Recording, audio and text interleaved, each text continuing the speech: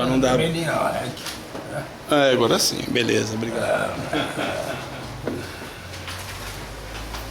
Boa noite a todos, então, de forma oficial.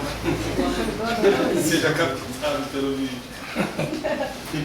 Alguma dúvida da aula passada? Eu escrevi esse pequeno texto, esse pequeno tratado, que isso vai estar no nosso livro, que fala dos princípios do trabalho de psicometria. O trabalho de psicometria, ele não é religioso, ele não tem um entendimento doutrinário, ele não tem um entendimento místico. Ele entende o ser humano de uma forma absolutamente científica. Por mais que a gente tenta imantar isso com a nossa visão religiosa, com a nossa visão mística, na realidade o que se processa, o que acontece no tratamento de psicometria não é nada mais, nada menos do que pessoas sensitivas captando informações de um campo psíquico de alguém que está sendo constelado, como se fosse uma constelação sistêmica ou outras terapêuticas que tem por aí, psicodrama e assim por diante. Então ela está captando aquelas informações são captadas por pessoas sensitivas que transformam, que convertem aquilo em algum enredo, onde se manifestam os personagens daquele conteúdo psíquico. E quando não se trata de coisas do campo psíquico da pessoa, mas coisas que não são dela, que estão envolvendo, que as religiões costumam chamar de obsessões, nós chamamos de energias também, mas já não delas, energias do astral. Isso vai ficar cada vez mais claro durante o tratamento. O trabalho do médium é um trabalho fundamental nessa terapêutica. Sem ele nada disso é possível, porque ele traz dentro de si esse instrumento de conversão. Ele traz dentro de si essa antena que está aqui, ó, na epífise, no meio do cérebro, né? No nosso mesencéfalo, perto do cerebelo, aquele órgão, né, cronobiológico, que nós já tivemos uma aula sobre isso, nós já falamos bastante sobre a epífise, sobre a glândula pineal. Então é ela que nos conecta com as energias que estão no ambiente. Nós vivíamos orientados única e exclusivamente por esse terceiro olho, por esse órgão cronobiológico que é a epífise, quando nós não tínhamos o neocórtex, quando nós não éramos ainda Homo sapiens sapiens, quando nós vivíamos numa outra condição. Os animais, por exemplo, eles não raciocinam, eles se orientam apenas por essa glândula. O esquilo, ele sabe exatamente que ele precisa guardar a nós para o inverno. Ele não precisa raciocinar isso. Os pássaros sabem exatamente que o frio está chegando e eles precisam voar para o sul muito antes, né? O evento do tsunami, onde os animais muitas horas antes do tsunami acontecer na Ásia, já estavam, né, desaparecendo daquela zona de perigo. Eles já sabiam disso. Então existem vários relatos que os animais, eles têm uma orientação diferente da nossa. Não é uma orientação cerebral, racional. É uma orientação interna de algo que está conectado já com várias dimensões. Não só com essa terceira dimensão, mas onde o tempo e o espaço, essas coisas lineares que a gente racionaliza, que a gente estruturou de uma forma cartesiana na cabeça, são diferentes. Então eles conseguem entender o futuro, o passado, tudo. Eles conseguem transitar em todas essas questões aí. Por isso que eles sabem exatamente o que vai acontecer, como lidar com isso. Nós também tínhamos isso e perdemos, infelizmente. O ser humano se desconectou disso. Então o trabalho de psicometria, ele tem alguns princípios que precisam ser observados. Eu comecei na aula passada falando para vocês sobre o princípio, me ajuda, da responsabilidade, que foi o primeiro, depois o princípio do não julgamento. Isso deteve toda a nossa aula, né? Hoje nós vamos continuar falando de um princípio que é absolutamente complexo, e que é o maior causador da nossa prisão dentro dessa realidade, dentro dessa terceira dimensão, dentro desse mundo de ilusões, que é o mundo com o qual nós nos relacionamos.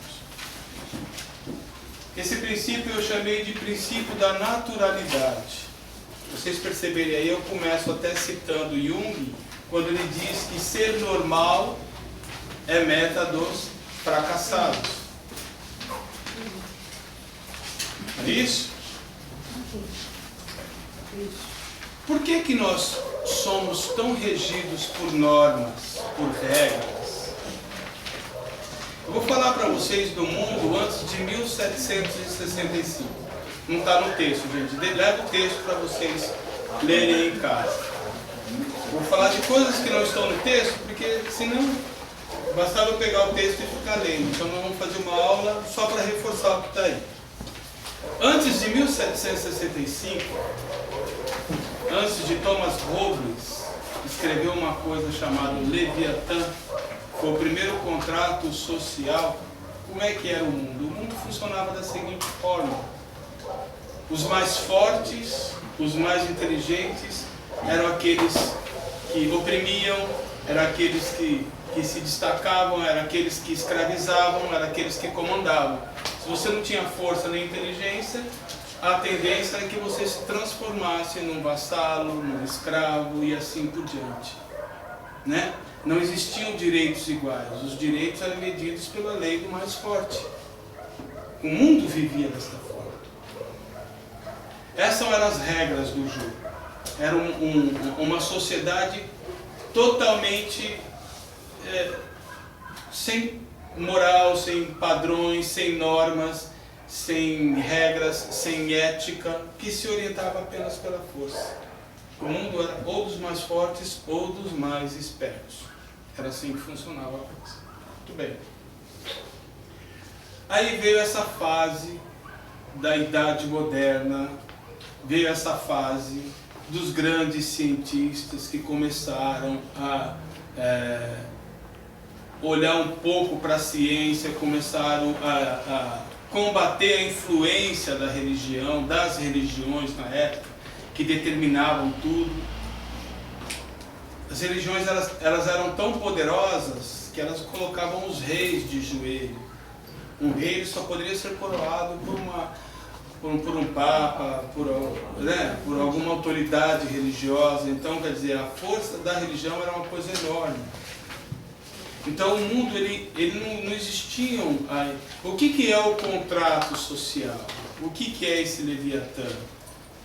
O Leviatã de Robles, esse contrato social, ele começou a criar um Estado que teria a função de proteger e de cuidar dos cidadãos. E esse Estado, ele teria leis, teria normas. Então todos passariam a estar... O poder não ficaria na mão dos mais fortes, dos mais espertos, mas ficaria na mão de um regimento, de uma constituição, de um conjunto de normas e regras que determinava que o poder estava no Estado. E quem ia administrar o Estado seria escolhido pelo povo. É uma forma de... os primórdios do processo democrático que existe hoje, dessas questões que existem hoje. Aí começaram a vir não só o Leviatã de Robles, mas veio Rousseau, também foi um contratualista. Nós tivemos o John Locke, também foi outro contratualista, e assim por diante. Montesquieu começou a dividir em poder legislativo, judiciário, essas coisas começaram a acontecer nessa época. Então isso mudou a face das coisas, né? Então, quer dizer, não tem mais o mais forte ou o mais esperto. Todo mundo tem um conjunto de procedimentos e normas para seguir, não tem como transgredir aquilo. Então, isso trouxe o quê? Isso trouxe uma certa segurança, isso trouxe uma certa... trouxe garantias, trouxe um certo conforto que não existia, uma certa hegemonia, Então as pessoas perceberam que seguir normas era uma coisa absolutamente boa. E isso acabou se transformando em algo que promoveu uma série de avanços científicos, sociais, uma série de coisas, muitas coisas aconteceram e assim, é só estudar a história, vocês vão ver o que aconteceu nos últimos 500 anos, o salto tecnológico que houve, as conquistas e tudo, foi a partir disso, muito bem. Só que tudo tem dois lados.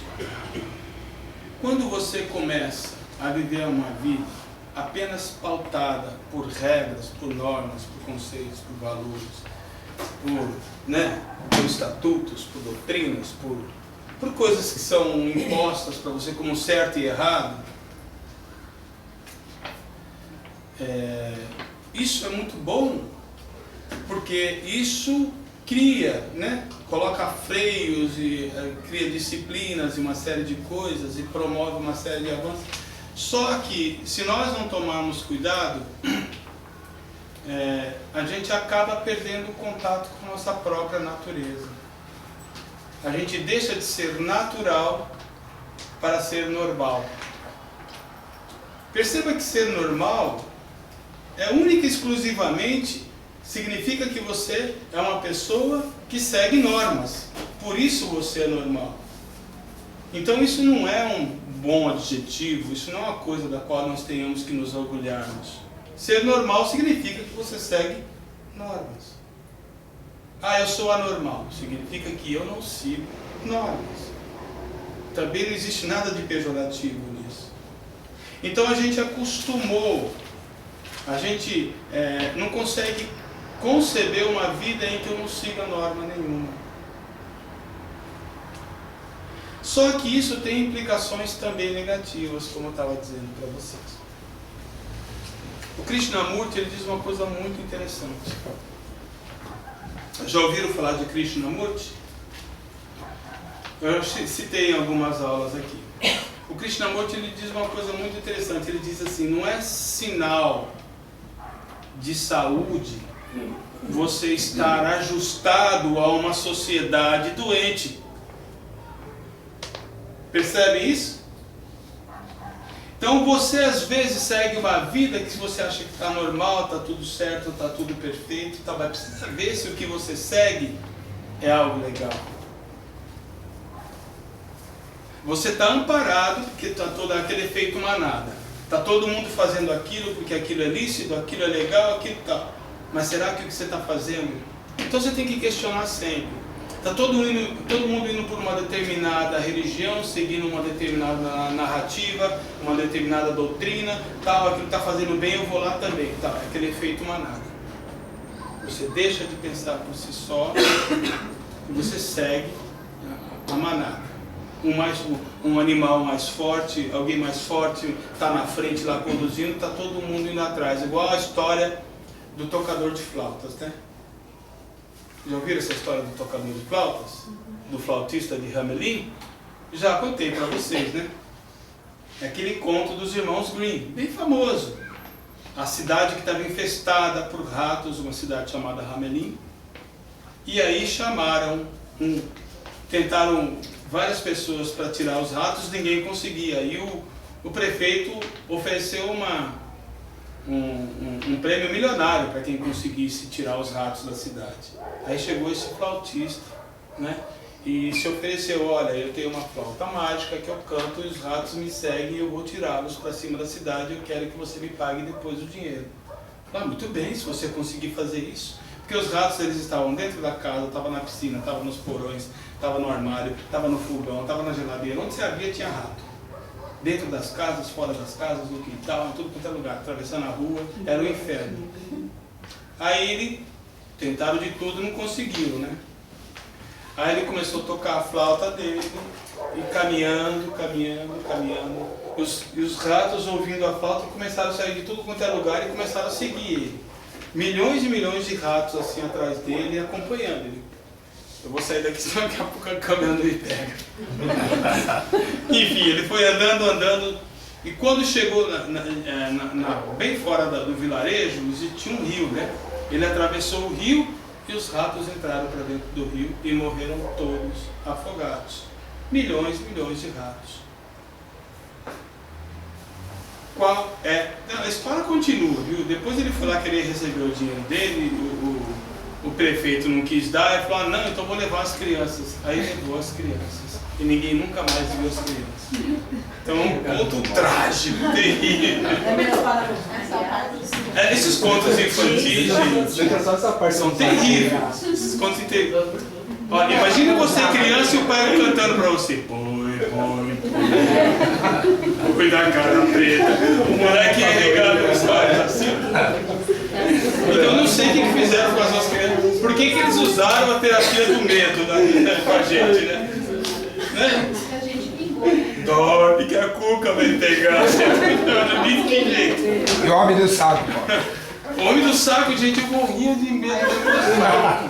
Eu morria. No interior, que é onde eu morava, lá tinha um velho mendigo passava com saco. Eu achava que ele era o homem do saco. Mas, gente, olha, o coração disparava, uma coisa absurda. Mas, enfim, o que esse conto quer dizer, quer nos mostrar? Quer nos mostrar que muitas vezes nós seguimos discursos, narrativas, doutrinas, sabe, regras, postulados, orientações que vêm de fora para dentro e que alguém disse, que alguém falou e você acha que é lícito e você acha que é legal e você embarca às vezes numa canoa furada. Então você perde totalmente a prerrogativa de ser natural e se transforma numa pessoa normal, numa pessoa seguindo normas, numa pessoa seguindo regras. Por que o nosso trabalho de psicometria funciona? Porque a gente não coloca regras, nem normas. Esse é um entendimento muito bem pensado. A gente entende que nós temos que trabalhar com a intuição, nós temos que trabalhar com a nossa expressão, com as energias que estão no ambiente, com aquilo que está sendo colocado. Você tem que confiar, se entregar, entender que existe algo maior acontecendo e você é só um instrumento. Quando existe a arrogância, a presunção de você achar que é você que controla, que tem que ser assim, que eu li lá que é assim, que o determinada pessoa falou que é isso, aí pronto, acaba tudo. A coisa não funciona. Então o nosso trabalho não funciona por causa disso, porque ele tem esse tipo de liberdade. Então o princípio da naturalidade é um princípio que a gente adota nos nossos trabalhos. E não só para trabalhar, gente, a gente tem que adotar isso para a nossa vida. Nossa vida. Nós temos que aos poucos começar a desconstruir esse monte de conceitos e valores que nós fomos ao longo da nossa existência, criando e permitindo que os outros criassem dentro da gente. Porque a gente perdeu totalmente a capacidade de decidir qualquer coisa pelo coração, pelo âmago do nosso ser, pela nossa verdade interna, pela nossa voz interior. Você sabia que todo mundo tem uma vozinha interior, né? Que a gente não ouve. A gente não tem intimidade com ela. Esse é o problema. Essa vozinha interior, ela é aquele grilo falante. Sabe a história do grilo falante? Do Pinóquio? Todo mundo tem um grilo falante, gente. Esse grilo falante é uma representação do nosso self. Ele está ali o tempo todo nos aconselhando através da intuição. Quando vocês fazem qualquer coisa que a intuição está dizendo para não fazer, o que acontece? Dá merda. Dá merda? Dá merda mesmo, essa é a verdade, não tem outra palavra. E por que a gente não ouve a intuição? Porque a gente não ouve a voz interior. A gente ouve isso aqui, ó. Isso aqui, o neocórtex. A gente ouve esse aparelho aqui carregado de regras, de conceitos, de valores, de normas, de certo e errado. Você entendeu? Está tudo aqui, ó. Todo o programa que a gente cria está aqui, ó, no neocórtex. Os animais não têm isso. Os animais não têm neocórtex. Eles têm aquela voz interior. Essa voz interior que a gente perdeu. Essa voz interior que é o nosso Cristo pessoal. Que é o eu sou, que é o self. É aquilo que jamais irá nos conduzir ao erro. Aquilo que é a nossa verdade.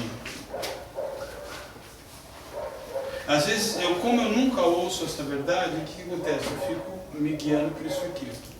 Pelo que meu pai falou, pelo que o professor falou, pelo que o pastor falou, pelo que o padre falou, pelo que o pai de santo falou, pelo que o filósofo falou, pelo que o Lula falou, pelo que a Dilma falou, está tudo aqui.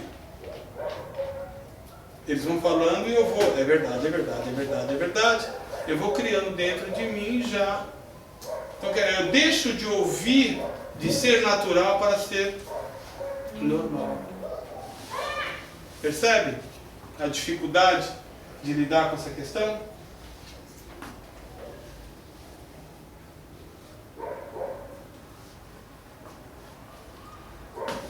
Mas nós precisamos de regras. Nós precisamos de um contrato social. Nós precisamos evitar, por exemplo, ditaduras. Nós precisamos viver de uma forma organizada. Para isso elas são necessárias. Tem uma comédia famosa do Woody Allen chamada Bananas, de 1971. Não sei se alguém aqui assistiu esse filme, eu recomendo, porque é uma comédia de teor político assim. Fala, por exemplo, de uma ditadura da Venezuela, que eles chamam de ditadura, país, República das Bananas. Não é isso que eles chamam a gente? Então, na Venezuela tinha lá um certo ditador que, quando não se existe um contrato social, quando não se existe normas, quando não se existem regras, o que acontece? O mais forte, o mais esperto, ele se eleva diante de todo mundo e ele vai fazer as regras. Ele vai determinar o que é certo e o que é errado. E o curioso é que num dos arroubos, né, de loucura desse ditador, ele decretou que os homens tinham que trocar a cueca 3 vezes por dia. Era lei. Ele acordou do nada, falou, de hoje eu decreto, de hoje em diante, isso é coisa de ditador, gente. Todos os homens vão ter que trocar a cueca 3 vezes por dia. Aí um dos assessores caiu na besteira de falar para ele, mas como é que a gente vai controlar isso? Se eles estão trocando a cueca ou não? Eu quero que eles usem a cueca por cima das calças. A calça por baixo, a cueca por cima. Aí no filme você vê os homens andando com a cueca por cima das calças. Não é verdade? Parece um super-homem. Então é isso. É isso que leva quando você não tem um contrato social, quando você não tem normas. Então, as normas, elas funcionam para criar. Só que o que acontece? Como a gente percebeu a importância das normas para regulamentar, através de um contrato social, o nosso relacionamento com o outro, com o mundo, com todas as questões, a gente começou a usar esse modelo para tudo. E aí começou o problema. A gente não colocou freios nisso. Então a gente tem regras para nos relacionarmos com o filho, regras para nos relacionarmos com o vizinho, regra para nos relacionarmos no trabalho, regra para nos relacionarmos com o outro, regra para nos relacionarmos com tudo. Tudo sofre um excessivo controle de normas e regras. E aí você vive uma vida totalmente desconectado de você mesmo. Você vive uma vida dentro de uma matrix. Você deixa de ser uma pessoa e se transforma num personagem. Algo que você construiu. E a construção desse personagem é qualquer coisa menos você mesmo. Então nós vivemos uma vida assim, uma vida personímica. Percebe? Dúvidas? Alguma colocação? Algo que vocês queiram dizer? O texto, eu não falei de nada disso, porque eu aproveito a aula para reforçar com mais elementos a ideia do princípio de naturalidade, para que vocês, além do texto, possam se lembrar disso que eu estou passando para vocês, correto? Se eu for escrever tudo isso, um dia precisa de um livro só para isso, aí não dá. A coisa tem que andar. Tem um poema interessante da Marina Colasanti aqui, que eu recomendo, tá? Vou até ler para vocês. Diz o seguinte: eu sei que a gente se acostuma, mas não devia. A gente se acostuma a andar na rua e ver cartazes, abrir as revistas e ver anúncios, ligar a televisão e assistir comerciais, a ir ao cinema e engolir publicidade, a ser instigado, conduzido, desnorteado, lançado na infindável catarata dos produtos. Não é isso que eles fazem com a gente? Nos induzir ao consumo constantemente. A gente se acostuma para não se ralar na aspereza, para não ser áspero, para preservar a pele. É uma visão poética, né? Para esquivar-se da face e da baioneta, ou seja, para esquivar-se da face e da baioneta, ela já está falando que a própria sociedade começa a criar mecanismos repressores para defender normas, modelos, né? Que se lançam sob a égide da concordância geral,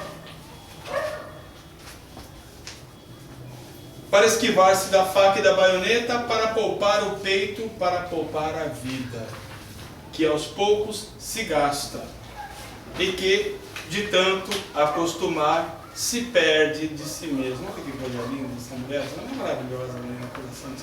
Que poema, né? Fala sobre isso. Nós acabamos nos perdendo de nós mesmos, perdemos totalmente a conexão com a nossa realidade e vivemos uma vida virtual, uma vida fictícia, uma vida de escravo, uma vida de rato, seguindo tocadores de flautas, sejam eles quais forem. Esse é o princípio da naturalidade.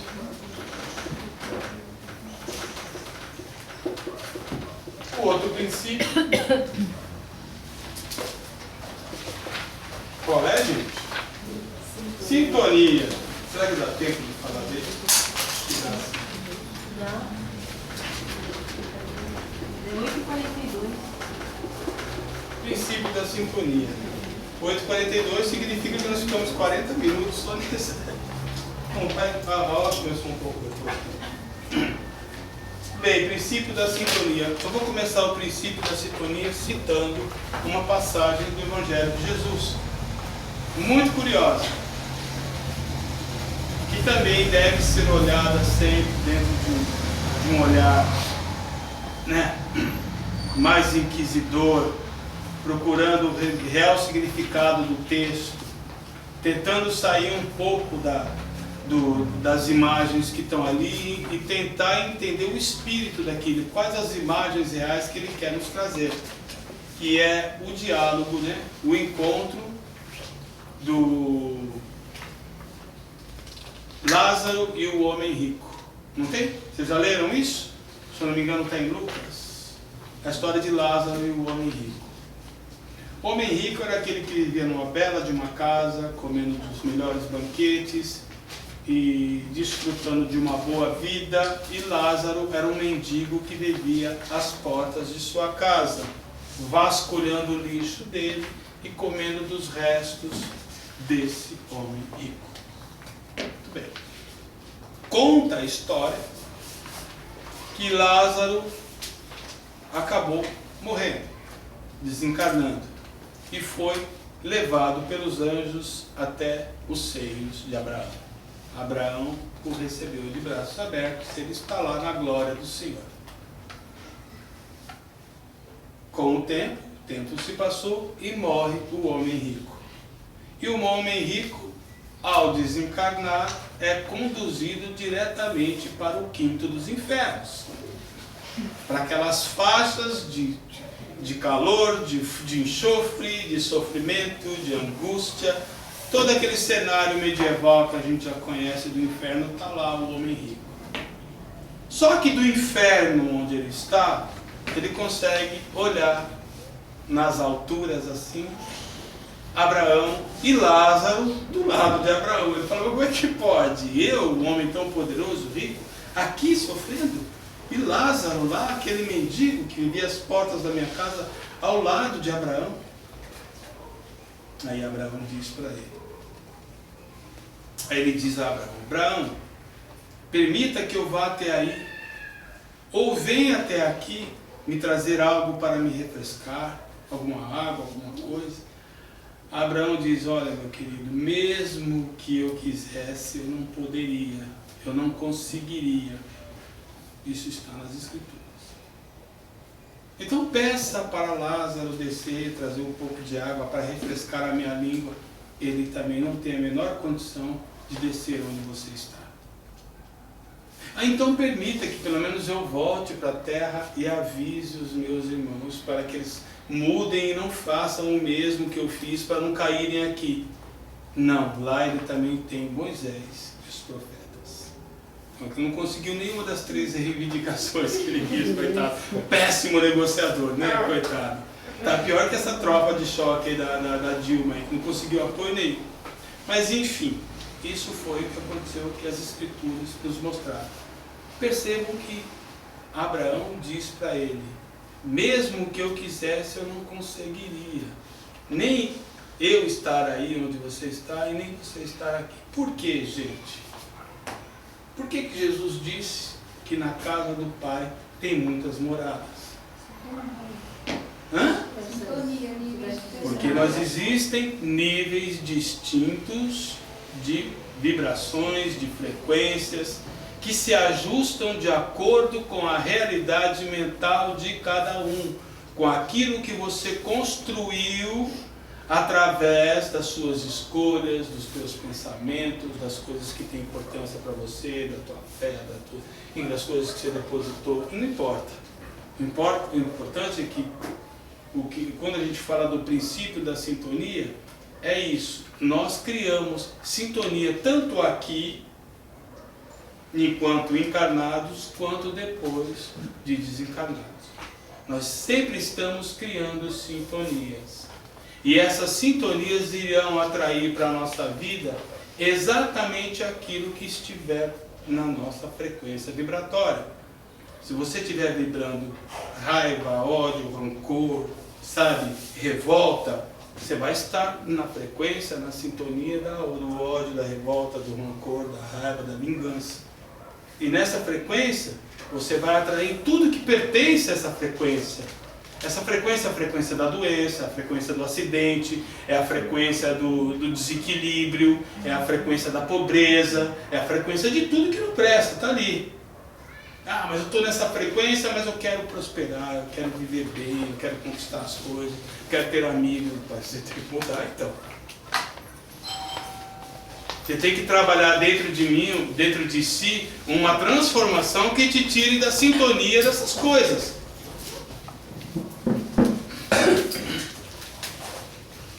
Então o trabalho que a gente faz na psicometria é um trabalho cognitivo, principalmente, de alertar, de mostrar, de revelar às pessoas que o papel delas é decisivo.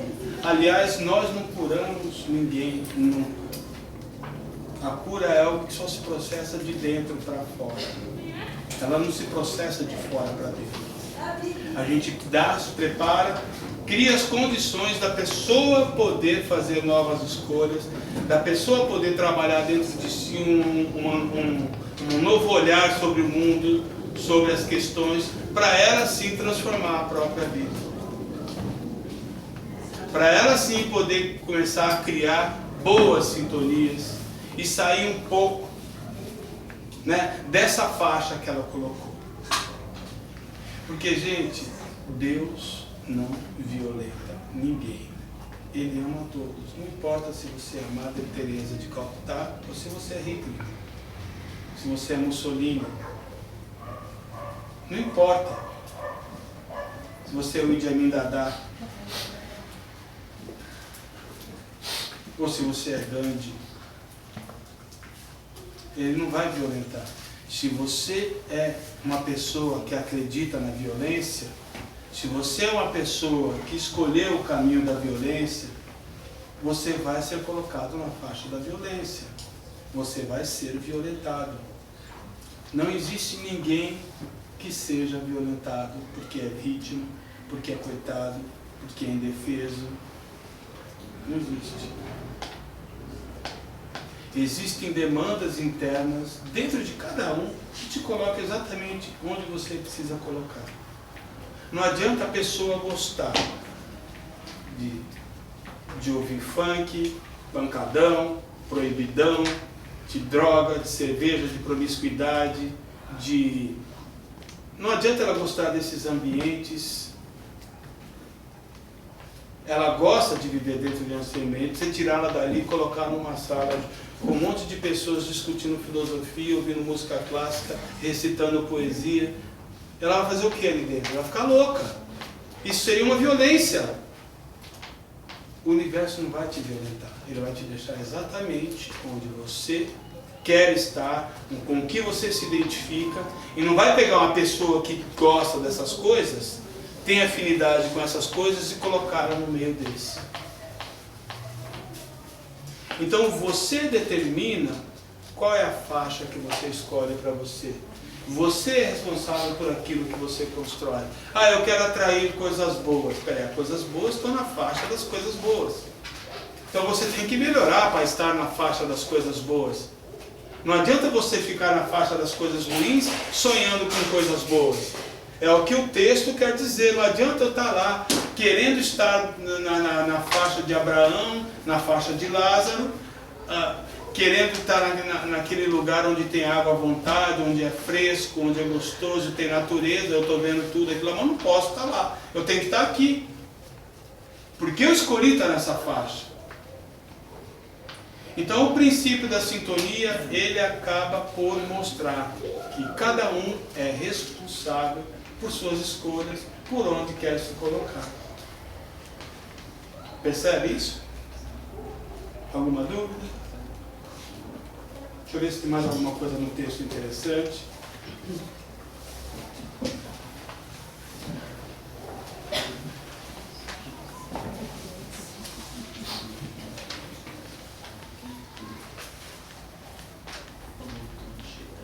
Muito bem. Esse é o princípio da sintonia. Vamos para o próximo? O próximo é o princípio do perdão.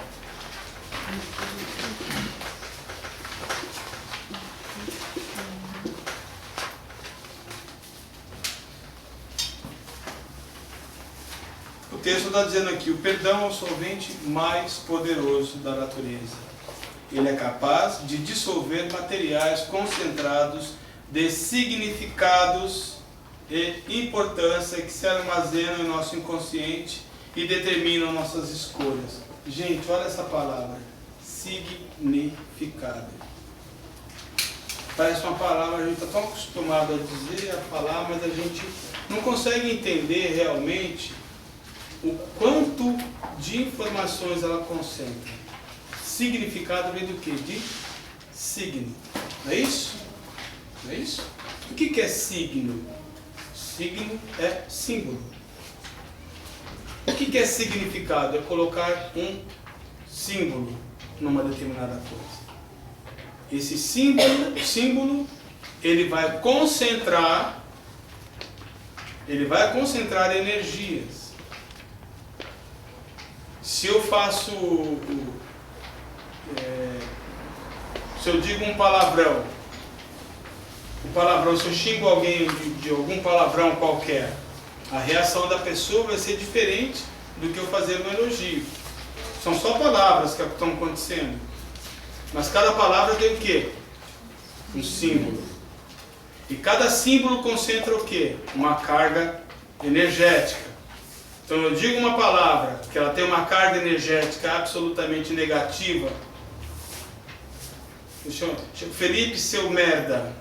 Ele vai ouvir aquilo, ele vai se ofender, vai se sentir agredido. Não me chama de merda.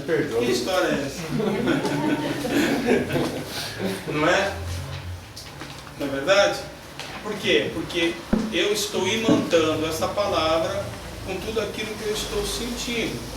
Então esse sentimento meu, a forma que eu tenho de expressar esse sentimento é com essa palavra. Então a palavra surge imantada de toda uma carga agressiva, de revolta, de ódio, tal, para cima de uma pessoa. E a pessoa recebe o quê? Ela não ouve só a palavra, ela recebe toda aquela energia, porque essa palavra ela está imantada de uma energia negativa.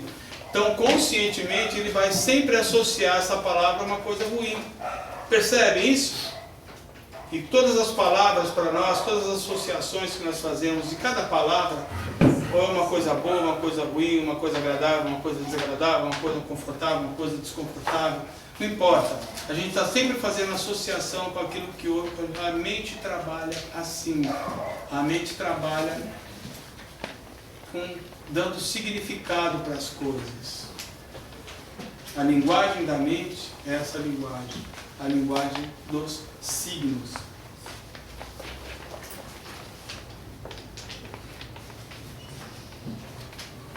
Então, quando a gente fala do perdão, gente, a gente está falando de tirar.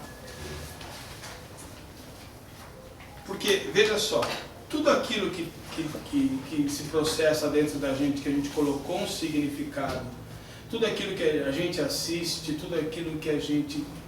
todos os fenômenos que ocorrem na nossa vida, através dos nossos interrelacionamentos, através dos eventos aos quais nós somos expostos, dos acontecimentos, sejam eles tranquilos, agradáveis ou extremamente traumáticos, não importa, os acontecimentos, cada um tem a sua natureza e cada um deixa dentro de si, na nossa memória, todos os componentes emocionais do fato, da maneira como ele foi registrado. Então você registra aquilo dentro de você, aquilo continua vivo dentro de você, com toda aquela carga de revolta, não é isso? Então a gente acaba se transformando numa coxa de retalhos de experiências dos remanescentes dessa vida, de vidas passadas, de vidas longínquas, não importa, quer acreditem nisso ou não. O fato é que dentro da gente existe todo um mundo de coisas, de registros, de coisas que foram vividas. E cada um desses registros tem o seu significado específico. E só existe um solvente capaz de destruir, completamente dissolver, transformar tudo isso em algo agradável, algo que não vai te incomodar mais. É o perdão. Porque o que o perdão faz? O que é o perdão? Escrevam isso, quem não gravou, que eu já falei. O perdão é única e exclusivamente dar um novo significado para algo. É só isso. É pegar algo que aconteceu, que tem um significado ruim, e deixar de ter aquele significado ruim, ter um significado neutro. Algo que não te incomoda mais. Não precisa ser um significado bom. Pode até ser um significado bom, se você entender que aquilo foi para o teu bem, que aquilo foi para o teu aprendizado, para o teu crescimento. Você olha para aquilo e fala, puxa, passei por aquilo. Achar uma justificativa? Exatamente. Não precisa ter justificativa. Você tem que olhar para aquilo e tirar todo o componente, todo o significado ruim que ele tem. Mudar aquele significado, colocar um significado bom, para que aquilo... Muda energia. Tem que achar alguma coisa boa daquela situação. Também. Gente, vocês têm poder demais de mudar completamente a vida de vocês. Ninguém precisa viver atrás de tratamento, atrás de terapêuticas, de soluções mágicas o tempo todo. O poder emana de vocês mesmos. O homem é capaz de construir o que ele quiser. Vocês são capazes de mudar a partir de agora a vida de vocês, apenas adotando um novo comportamento, uma nova postura, um novo olhar sobre a vida e sobre vocês mesmos. Eu estava falando para minha amiguinha ali, você lembra de ontem, na nossa conversa? De um experimento que aconteceu em 1971, na faculdade de Stanford. Lá nós tínhamos um dos professores dessa faculdade de psicologia de Stanford, Philip Zimbardo. Ele resolveu fazer um experimento que virou até filme, viu? Tem um filme alemão chamado A Experiência, quem quiser assista, que é muito bom, tá? Eu recomendo também. O Philip Zimbardo resolveu fazer o seguinte experimento na faculdade de psicologia. Ele resolveu simular nos porões da faculdade um presídio.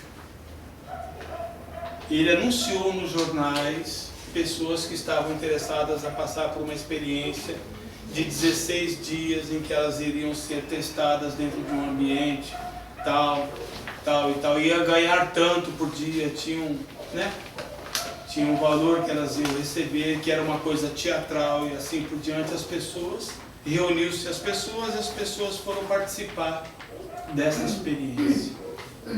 E a experiência consistia no quê? Dividir as turmas entre os que fariam o papel de presidiários e os que fariam o papel de guardas.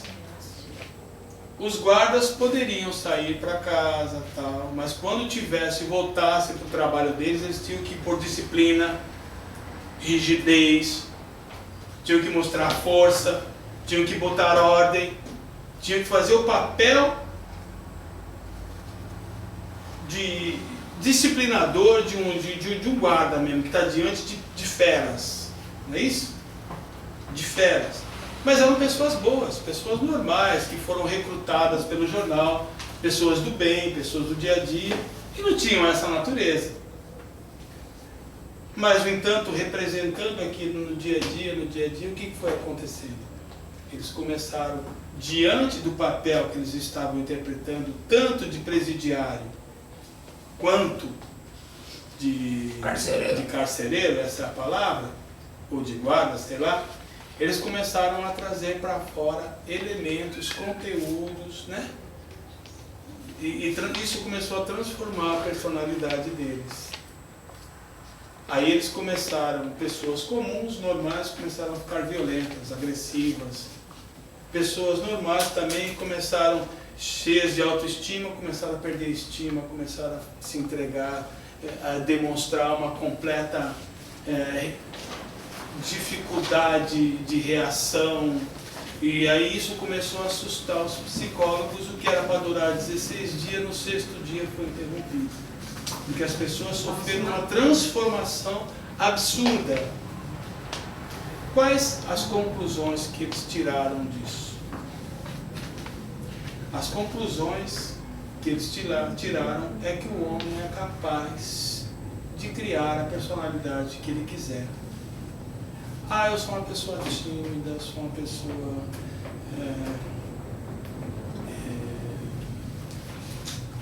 fechada, uma pessoa que não tenho confiança nenhuma, uma pessoa limitada, uma pessoa presa. Como é que eu mudo isso? É isso que o experimento mostra. Que nós podemos construir o que nós quisermos, apenas interpretando. E nesse processo de interpretação, com poucos dias você percebe a transformação no seu ser. Eu quero desenvolver a confiança em mim. Então comece a agir como uma pessoa confiante. 24 horas por dia. Acorda confiante, escova os dentes com confiança, toma banho com confiança, dirige o carro com confiança, conversa com confiança e tal. Sim, dentro de você não existe nada disso.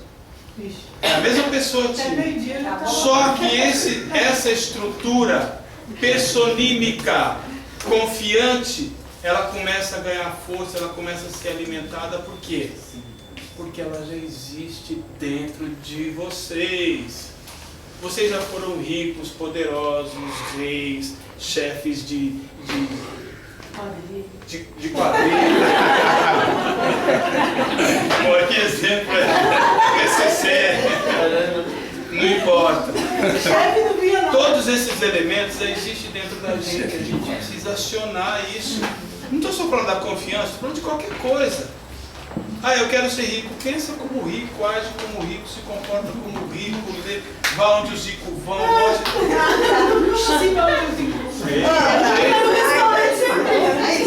Isso, não, gente, calma. Atuação. Vocês têm que começar a atuar. Vocês têm que começar a trabalhar esse personagem dentro de você para construir essa realidade. Percebe? Isso não é eu, professor Paulo Tavares, que está dizendo. Isso são experimentos científicos que demonstram eu quero trabalhar dentro de mim a coragem. Então, imita, finge que você é uma pessoa corajosa. Não precisa ter que enfrentar isso, não. Finge. Só o ato de fingir já começa a despertar a coragem dentro de você. Todo mundo tem coragem dentro da gente, está na nossa essência. Uma mãe, você fala para uma mãe, você tem coragem de ir agora lá na comunidade do gelo, lá, enfrentar onde está tendo, onde o pessoal do PCC domina, 2 horas da manhã, você tem coragem de ir lá? Ela, Deus me livre que eu não vou lá. Ah, mãe, mas o teu filho está lá, então eu vou. Eu vou tirar meu filho de lá. Você mãe tá na toa, cara. Onde é que estava essa coragem? Eu que coloquei dentro dela? Foi o universo que chegou aqui, vou despejar a coragem aqui. Não, já está aí dentro, ela acionou. Percebe que a gente aciona o que a gente precisa quando estamos em situações limítrofes, de forma automática. A gente aciona porque já está aqui. Eu não vou colocar raiva dentro de ninguém. Eu vou fazer algo que faz com que essa raiva que está aí venha para fora, como se fosse a lava de um vulcão que se manifesta. Posso dar um exemplo? Houve uma época que eu pus na minha cabeça que eu queria frequentar lugares legais e não pagar. Eu falei, eu quero. Aí comecei a procurar na internet e achei lá um trabalho de avaliador. Me cadastrei em alguns sites e eu comecei a ser chamada. Resumo, a gente já foi assim uns 4, 5 restaurantes carésimos assim. Eu saio de lá, faço uma avaliação. Me dá esse site. A gente passa a noite no hotel, vai para restaurante, que custa 500 pau por pessoa e o pessoal me reembolsa. Eu tenho um trabalho de avaliar, de fazer, de responder às vezes 100, 200 perguntas. Não, mas tem observador. Eu falei, eu gosto de Bolívia. Não, mas você entendeu? Você joga e você tem um retorno de alguma forma. Você joga pro universo. Gente, interpretem. Se você ficar interpretando aquele papel. Se você quer interpretar o papel de pessoa melancólica, triste, depressiva, chata, você vai interpretar esse papel, é isso que você vai ser. Você vai acionar tudo que existe de mais ruim na tua natureza e vai reforçar aquilo. Mas como é que se transforma isso? Você transforma isso interpretando um outro papel, manifestando outra coisa, gente. O universo conspira. Nada disso é a gente. Entendam. Nada disso é a gente. Já que nada disso é a gente, vamos escolher uma coisa legal para ser, pô. Por que a gente tem que escolher o pior? Então, para e pensa. Então, por exemplo, um ator trabalha, sei lá, 1 ano em um filme, tá focado naquele personagem. Você acha que isso vai influenciar a personalidade dele? Influencia. Sim. E há relatos de que isso influencia sim, viu? Esses dias eu vi naquele Ofício em Cena, o próprio... eu esqueci o nome dele, aquele ator loiro lá da... Brad Pitt? Não, Ofício em Cena, é aqui. Aquele da Caco Antibes, como é que chama? Miguel Falabella. Miguel Falabella. Ele falando que é muito difícil depois. O Caco Antibes é algo que ele odiava. Não tinha nada a ver com ele. Mas ele começou a ficar chato mesmo. Ele começou, porque é uma pessoa repulsiva aquilo, uma pessoa que tem raiva de pobre, que odeia trabalhar, assim. Só que como que acontece? É diferente, gente, porque eles tratam isso não com a seriedade que você está tratando. Eles tratam isso de uma forma profissional. Eles acionam isso de forma... Não existe o envolvimento emocional que tem com o que você está querendo fazer. Eu estou tendo... A emoção, ela tem um poder construtor. É igual a proteína criando massa muscular, cara. A emoção, ela trabalha no processo de construção daquilo que você está querendo É a argila do teu ser, do teu personagem. É aquilo que você usa para criar, para se desenvolver. Você coloca emoção naquilo. Agora, o ator tem muita técnica. Eu falo isso porque eu sou ator também. Eu fiz Macunaíma 2 anos de profissionalizante. Numa época que o Macunaíma era a faculdade mais respeitada. Não sei como é que está hoje ainda. Hoje nem tanto, mas na minha época não. Então é diferente a questão do ator. O ator trata isso como profissão, a gente não. A gente está procurando criar uma intimidade maior, criar um avatar, gente. Eu falei no ano passado, você lembra, Felipe, nas aulas que nós falamos sobre o avatar? Nós estamos querendo um avatar para viver no mundo. Eu estou aqui, eu posso estar aqui numa cadeira de rodas, tá? Mas o avatar que eu coloco no mundo é um avatar poderoso, que vai fazer isso, vai fazer aquilo, vai realizar uma série de coisas. É assim que a gente tem que entender. A gente tem que se trabalhar nesse mundo uma projeção diferente. Não ficar projetando mediocridade, projetando fraqueza, projetando, entendeu? O que existe de pior na nossa natureza. Assim, aquilo que a gente produz com o nosso medo, com a nossa falta de conhecimento. E que bom que vocês estão buscando conhecimento, que vocês podem ter acesso a essas coisas, a esse entendimento. Porque esse é o fundamento. E é isso que vai estabelecer as sintonias. Por que eu estou falando desse assunto? Porque de acordo com aquilo que você constrói, que você estabelece, que você estrutura, será exatamente aquilo que você vai criar sintonia. Ah, eu quero estar na faixa da felicidade, da harmonia. Gente, então você tem que ser alegre, feliz, tem que estar satisfeito, tem que trabalhar uma postura de uma pessoa alegre. Imagine que é uma pessoa alegre. Uma pessoa alegre é assim, então você é assim. Mesmo que esteja fingindo, não importa. Chega uma hora, isso se transforma na tua realidade. Fala, cara. A parada que você tinha comentado também do Sankalpa, para esse tipo de transformação. O Sankalpa é uma técnica que a gente ensina no yoga, né? Uma técnica antiquíssima, que é uma técnica de afirmações. Mas é assunto para as nossas aulas de yoga, para as nossas meditações, coisas que você introduz durante a meditação, né? Oi? Por favor. Não. O Marcos ia perguntar alguma coisa. Marcos. Já respondeu, já. Está bem respondido? Tá, já se tirou a dúvida aí na sequência. Mais alguma pergunta sobre esse tema? Da sintonia do perdão. Ah, eu comecei a falar de perdão, fui para a sintonia. Não tem importância, está tudo interligado, viu, gente? Perdão é o seguinte, é uma ferramenta que a gente tem que usar. Por quê? Porque a gente não aprendeu a processar as coisas como deveríamos ainda, da forma correta. A gente processa as coisas de uma forma emocional. Então, você me diz alguma coisa, isso tem um impacto grande dentro de mim, porque dentro de mim eu vou lidar com essas informações daquilo que você trouxe, com os meus componentes internos, com a minha vaidade, com o meu orgulho, sabe? Com as minhas inseguranças. Eu vou tratar isso que você me falou da pior forma. Então eu vou construir dentro de mim algo ruim, algo que vai ser imantado de, sabe, que ele me falou, não perdoa, não aceito e tal. Aí tem que entrar com a ferramenta do perdão para perdoar, para tirar a importância daquilo que você falou, correto? Está resolvido. Agora, e se você fala e dentro de mim isso não é processado dessa forma? O que você falou não tem importância nenhuma. Você me xingou, para mim não importa o que você me xingou, não estou nem aí. O que você está dizendo não tem importância. Por quê? O perdão ele só existe como um recurso que deve ser utilizado para restaurar um equilíbrio. Mas e se o desequilíbrio não aconteceu?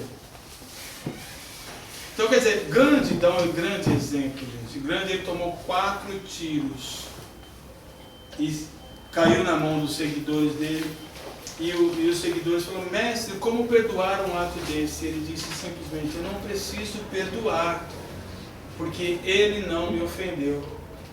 Não percebe? O difícil, muito mais importante, gente, do que perdoar, é não se ofender. Paulo, quando Sim. eu tinha meus filhos pequenos, às vezes eles chegavam e falavam assim: ai, mãe, o fulano falou isso, e eu chorava. Eu falava assim: olha, se você não tivesse ouvido, você ia ligar? Não, mas se eu não tivesse ouvido, eu não ia ter ouvido. Ah, então faz conta que você não ouviu. Ah, é mesmo, né? Ah, então tá bom. Nem sempre funciona assim. Né? Às vezes ele ficava muito puto no adiantava, mas normalmente adiantava.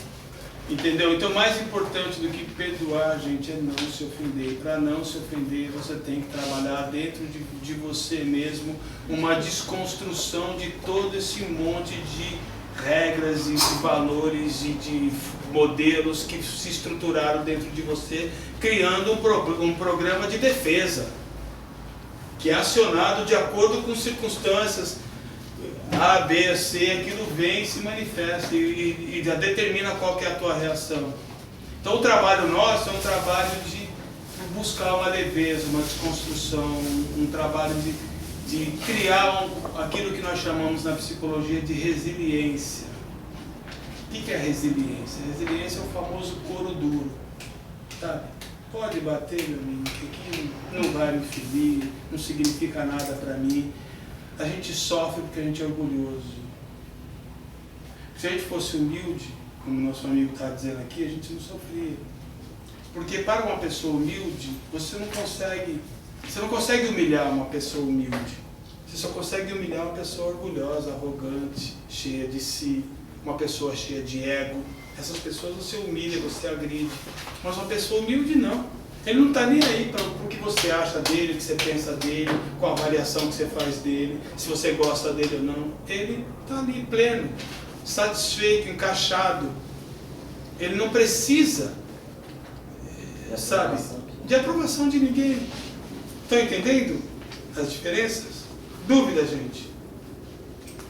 Paulo, nos exercícios eu tento, assim, quando tem alguma coisa que me ofende muito, eu começo a tentar ir buscar por que isso me ofendeu tanto.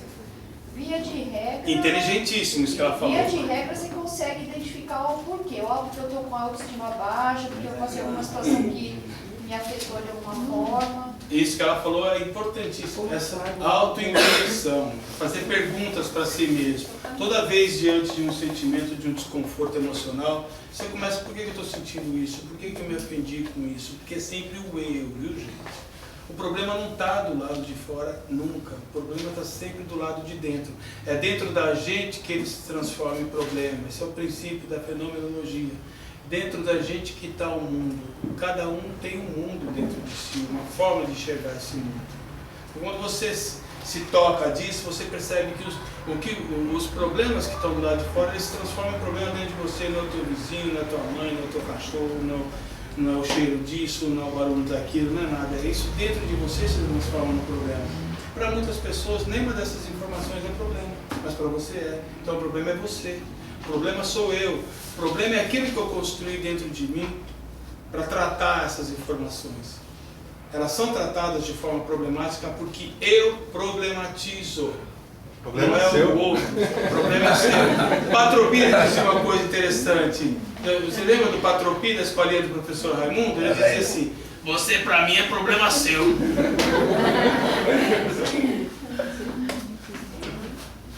Que horas são? Eles não precisam sair, Paulo. Quem precisar sair? Esse é o fundamento, né, Paulo? Boa noite, tá bom. Boa noite.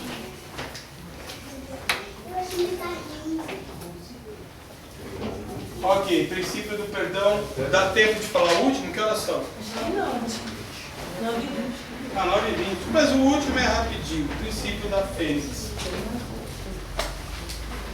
Fênix é aquele pássaro conhecido que, né? O texto aí está bem explicadinho, é bem bonitinho, que representa esse processo de transformação, de você entrar num processo de autocombustão, se consumir completamente, destruir completamente aquilo que você construiu, esse personagem problemático. Ele deve ser queimado, destruído para que um novo personagem se manifeste. Então, começa a tirar a importância que vocês dão a esse personagem que faz com que vocês sofram tanto. Comece a tirar a importância para que ele entre no processo de autocombustão, para que ele seja destruído, para que realmente esse novo personagem, confiante, forte, né, alegre, agradável, que você já começa a interpretar desde já, salado, bonito, não é assim que não precisa interpretar. Isso sai naturalmente. Modesto. Então é isso. Então você começa a trabalhar isso, essas coisas começam a mudar a tua energia, o seu padrão energético, o seu padrão vibratório. Nós somos responsáveis por nós mesmos, gente. Não é o outro. Não coloque sobre os ombros de ninguém a responsabilidade pela tua felicidade. Isso pertence a você. Não é o teu marido, não é o teu companheiro, não é o teu filho, não é o teu namorado, não é o teu vizinho, não é o teu patrão, não é o líder religioso, nada. Tua felicidade depende de você e a responsabilidade é tua, porque o poder é teu, não é do outro. Ok? Algumas perguntas para finalizar? Todo mundo sabe tudo, né, gente? Não sei se é o professor que explica tão bem, que ninguém Não, fica a com gente está dúvida. assimilando, a gente vai ter perguntas só semana que vem. É.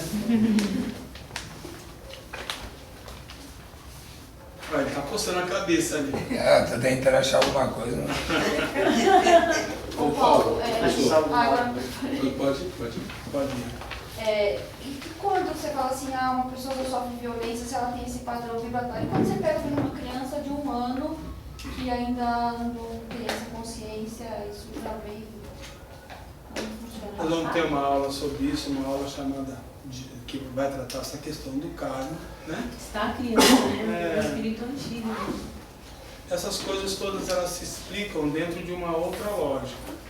De uma lógica de expansão, de tempo, de espaço, que você vai entender o porquê que essas coisas acontecem. A nossa visão é olhar para isso com horror. Isso para a gente é um escândalo. Isso mexe com os nossos brios, isso traz para a gente se revoltar. A gente não está preparado para olhar isso com naturalidade ainda. Está muito distante da nossa natureza. Então a gente vê essas coisas e se horroriza, normal. Mas nós vamos ter uma aula que a gente vai se aprofundar nisso, isso é fundamental também a gente entender isso. Porque a gente é meio condicionado a pensar só nessa resistência. É. E aí fica muito... Ô Paulo, Sim, e senhor. quando você perdoa e volta atrás? Peraí. Como assim?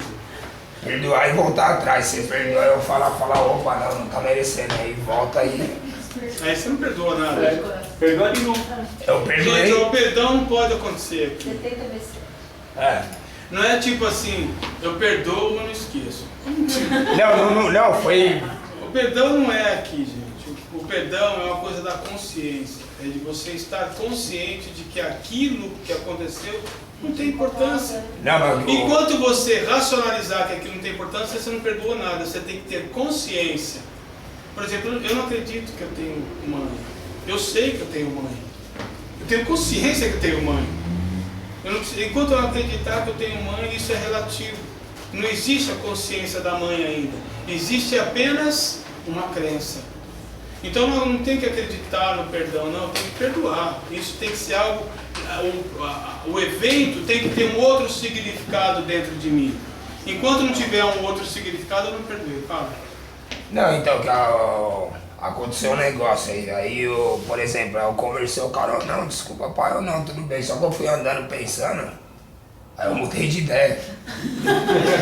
Aí eu voltei E não consigo perdoar? Mas não, insisto. eu agredi o cara. Não, mas faz tempo.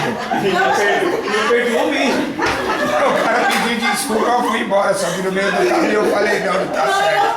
Aí eu voltei correndo. Ah, não é legal de falar, não, eu perdoei e depois... Gente, olha. É o primeiro caso do desperdão, Paulo. Desperdão. É, o desperdão. Isso é inusitado. Mas faz anos isso aí. Gente, mas assim, cada um trata da maneira que está ao seu alcance as coisas. É uma pessoa maravilhosa, uma pessoa boa de coração, mas a maneira que ele tem para lidar com isso é essa, entendeu? Com o tempo, com a possibilidade dele expandir o conhecimento dele, a consciência, entender a coisa dessa... Ele, diante de uma situação dessa, ele não vai tratar dessa forma, ele vai entender. Então, quer dizer, que bom que ele está aqui, tendo a oportunidade de conhecer coisas novas e aprender sobre isso. Mas faz muitos anos. Faz muitos anos. Hoje você não faria isso, faria? Depende da situação. Mas ele tá aqui. Olha, mas está aqui para... Pelo menos você sincero, tá? E se expõe. Gente, o que ele está fazendo aqui é uma... Nem, muitos de vocês não têm coragem de se expor igual ele, viu? Não é isso? Ah, não, eu não vou falar nada, porque senão... Hã? Depois você deu um na cara dele, perdoa? Não, é ele que me perdoa. Ele tem que perdoar. Olha, ele vai precisar de umas 3 aulas para entender isso direito. Você desliga lá? Desliga lá. É o mesmo que Léo Primeirinho. Isso. Opa, peraí.